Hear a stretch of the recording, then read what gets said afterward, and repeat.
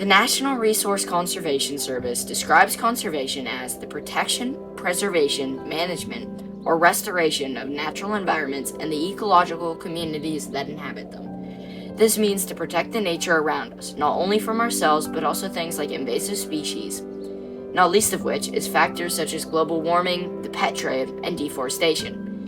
The most reasonable response to this information is, how do these things affect me? Of course, there are things like oxygen production or quality of living. However, I think that it should also be considered morally. Not only do these problems affect entire ecosystems, they also affect our future. A future that very well might not involve something as common as a prairie dog. As of 2023, the AZA reported to have studied 154 species and subspecies placed under the U.S. Endangered Species Act, claiming to have spent $39.7 million on research. Of course, this is fantastic as we see a trend in numbers rising under the AZA, with zoos accredited by them putting work into field conservation and the studies aforementioned. Most local and largest of which to me is the San Francisco Zoo, which is planning on holding giant pandas again, a heavily discussed endangered species, with them currently holding a total of 207 species, made up of 5,982 individuals, including 14 critically endangered species. Of course, while zoos can be for the betterment of animal welfare and conservation, it can also be a detriment, such as the escape of a tiger in 2007 at San Francisco Zoo, resulting in the death of an individual as well as the tiger. This was due to the enclosure not being up to AZA inspection standards, resulting in its escape. Of course, the zoo received a major amount of backlash for the incident, however it seems as they are inevitable when a zoo is improperly monitored.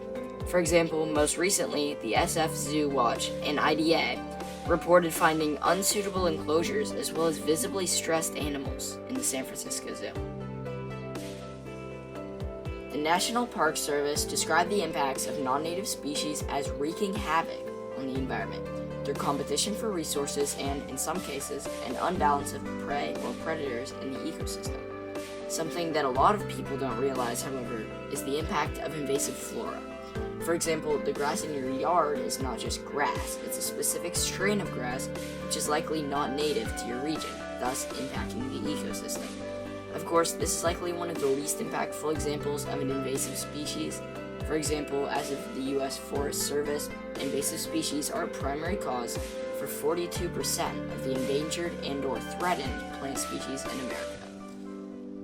Things like invasive species, in the long term, will result in a lowered biodiversity, almost always taking over an ecosystem when humans don't become involved. In fact, we can see this happening in places like the Florida Everglades, where Burmese pythons and Old World climbing ferns are being introduced from things like the pet trade and are spreading rapidly. Of course, zoos can be beneficial to conservation, but they need to be held accountable for unsafe conditions, which is why it's always recommended to only go to AZA-accredited zoos where, most of the time, animals are treated well and effort is put towards conservation.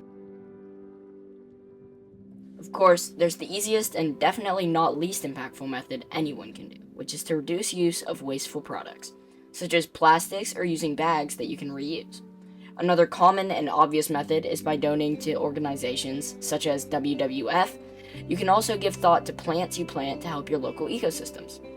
There's much more to go over, and I'm planning on creating an extended version of this, but this is a simple rundown on specific threats to conservation impacting everyone around the world that I feel aren't talked about as often as others. Thank you.